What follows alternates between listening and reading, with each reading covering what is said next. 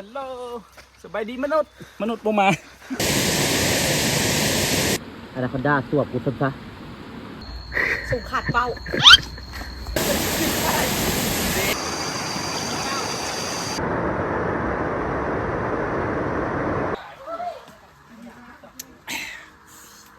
แซ่บ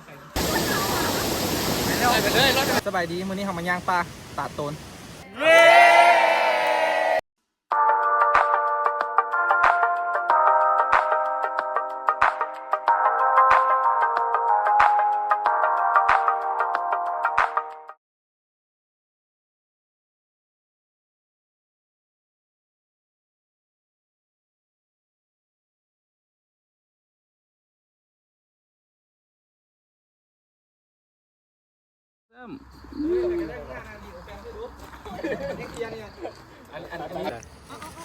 ไม่สิไปรู้ไปเห็นแต่คืนนี้มันรู้รู้เป็นอะไรมื้อนี้ทีมงานเราก็เป็นร้อยเนาะไปก็แล้วกลุ่มหนึ่งยังอีกกลุ่มหนึ่งตอนนี้ทีมงานเราก็เริ่มย่างแล้วเนาะทีมงานก็ค่อนข้างหลายแด่มื้อนี้วันเอาไว้ลูไปอยู่เสร็จเลยต้นเข้าพันตายไปแล้วมื้อนี้ดูไว้ปานสาวอพยพ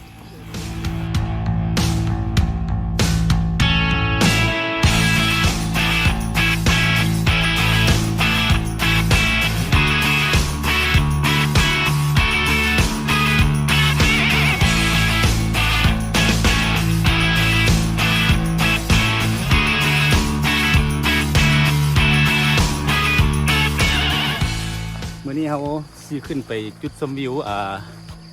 ถ้ำหมอกผางเนาะคือบอลจุดนี้ค่ะแหละชาวบ้านเอื้นถ้ำหมอกผางนะเพราะว่ามันมีต้นหมอกผางอยู่หันเด้ก็เลยเอื้นชื่อถ้ำหมอกผางผาวิวหาละเมนเขาตั้งเองเพื่อให้มันซื้อง่ายบางคนสิบ่ฮู้ข้อมูลนะฮัล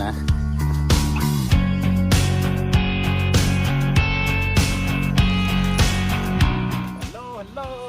สบายดีมนุษย์ปูมา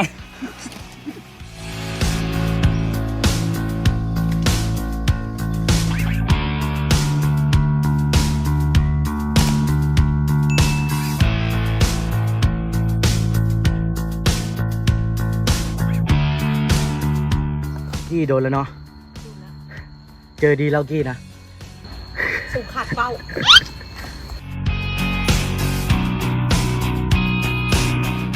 เมื่อกี้นี้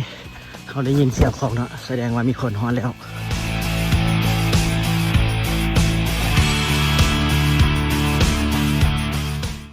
ไม่ไหวเด้อ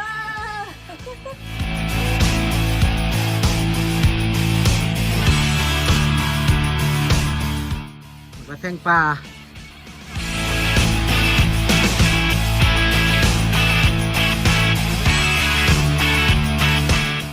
ที่ข้อละมนุษย์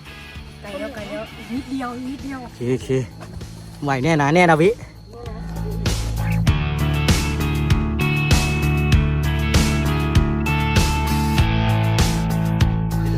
ฟันนี่ต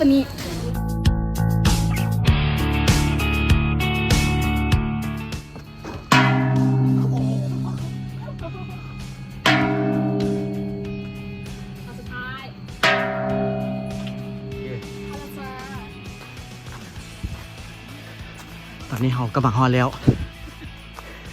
จุดชมวิว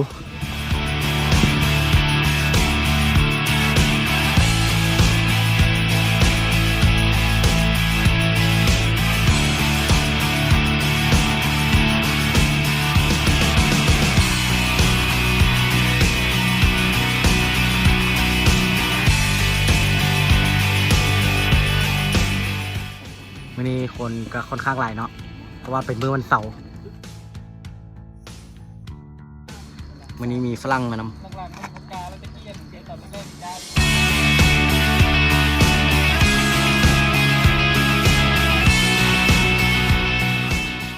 ฝรั่งซื้อแมทก็มานำ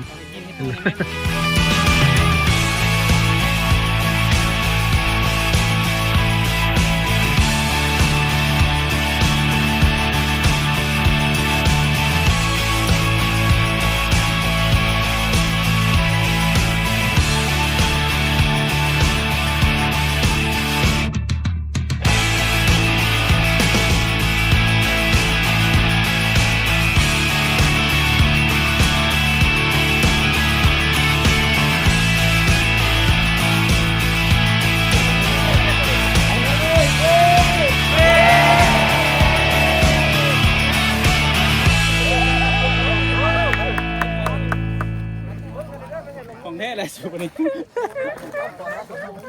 เท่เลยแล้วนี่อย่างนี้ตุ้งนั่งข้างหลังดู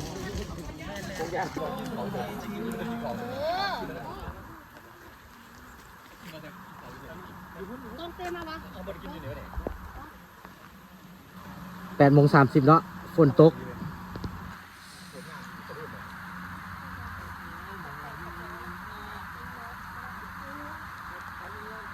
ไปเดี๋ยวเขาสิไปบ่อน้ำตกตาดต่อ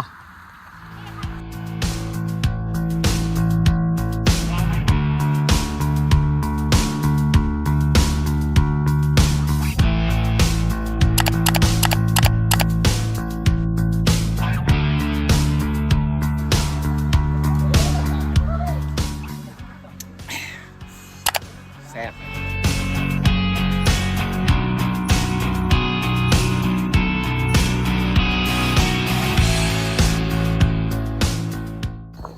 ลงอ้าวไอ้สร้าง ยังบ่ทันให้เดี๋ยวตี ตัวเมียมาป้าเสยสวัสดีไงสวัสดีไงน้อย มาเสื้อเสร็จแล้ว นี่ไอ้เพลงอันนี้นะขึ้นไปน้ำเรามีทางลัดตลอดเลย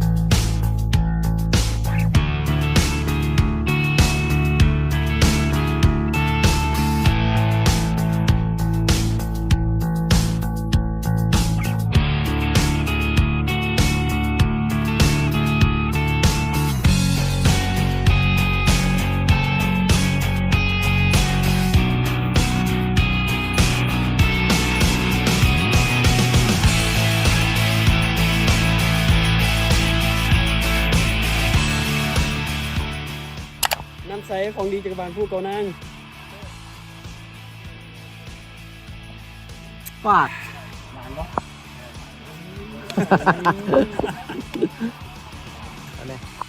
thank you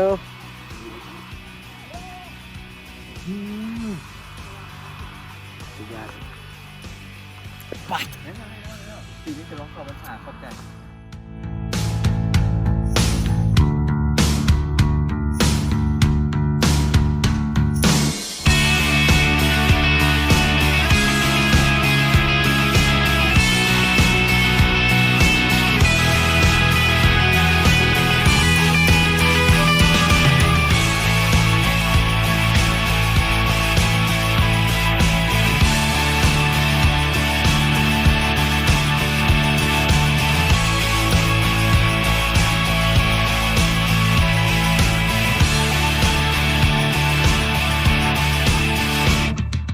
เอาแล้วเนาะเจอยังขึ้นเกิดยังขึ้นเนาะ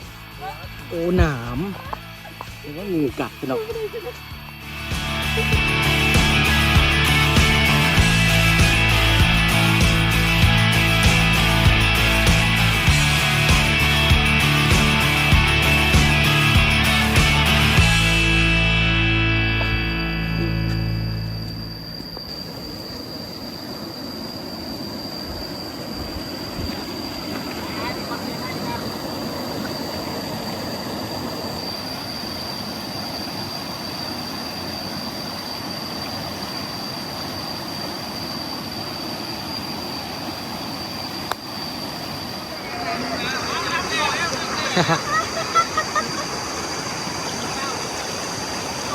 น้ำแร่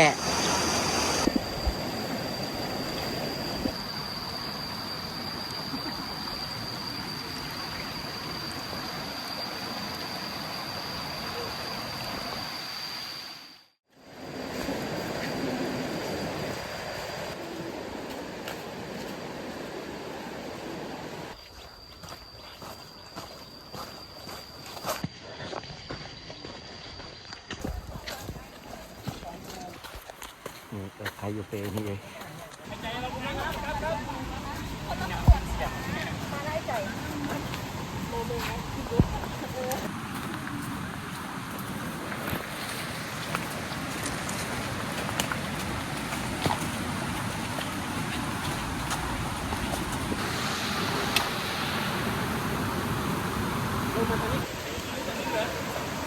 ล้างมือนะพี่นาวพี่นะ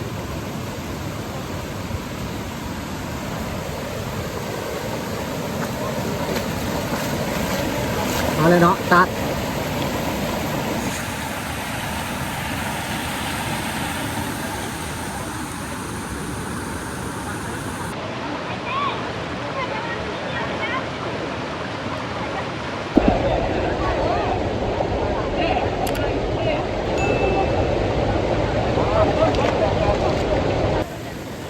ขอบใจน้องใส่คำแพงเนาะไทยผมให้เอาเซนบุรี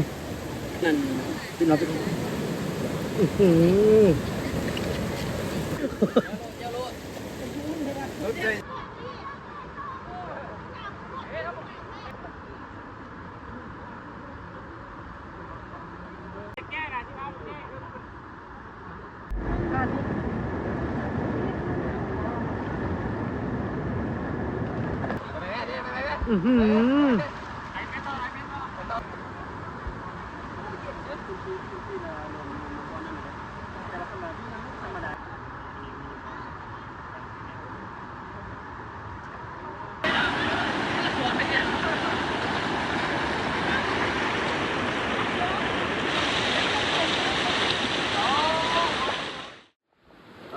นี่เขาติด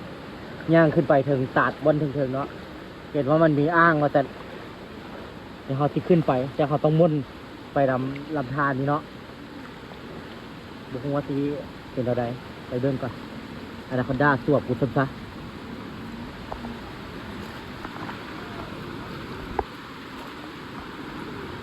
เอาเขาพากันมา ป่านอยู่ในหนังสารคดีแท้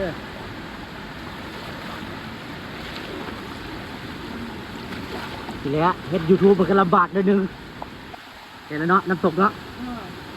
ย่างเข้ามากูเตรียมเลย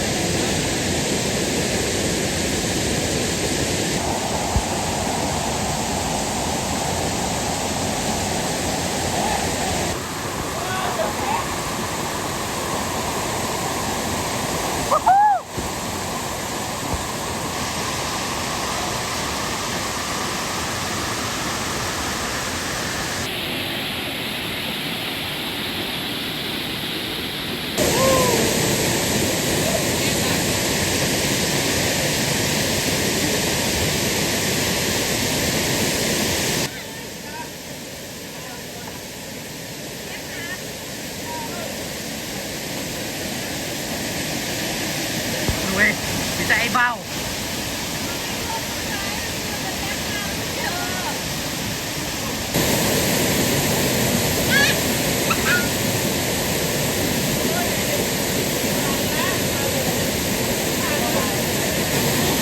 นั่งสมาธิกันเลยเด้อ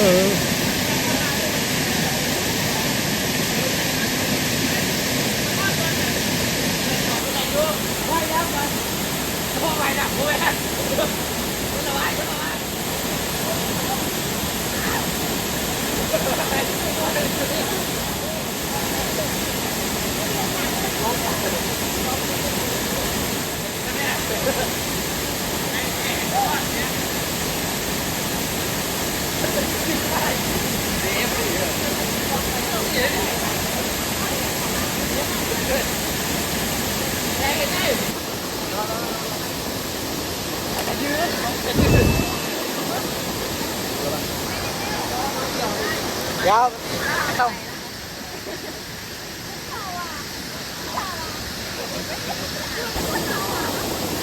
ไปเลยรถไปเลย แก้ไปแล้วอะไรเลยนิดเดียวนิดเดียวนิดเดียว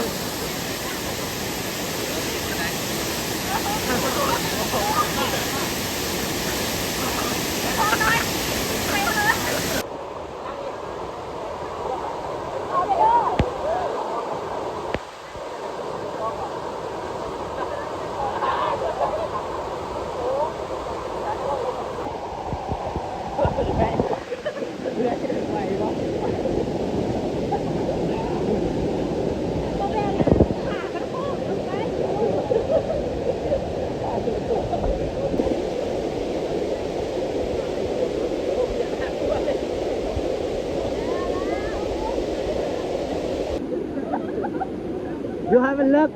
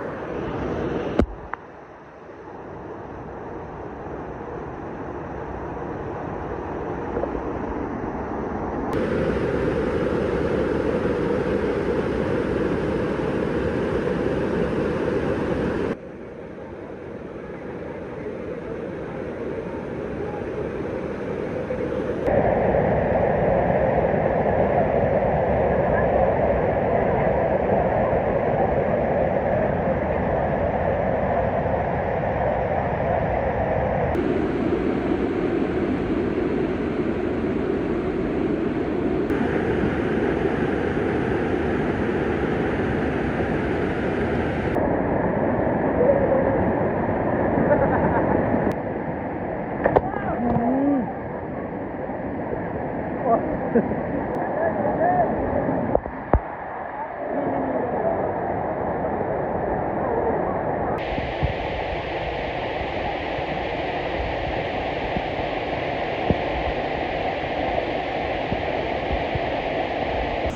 อเคเดี๋ยวเราสิเดินทางกลับละ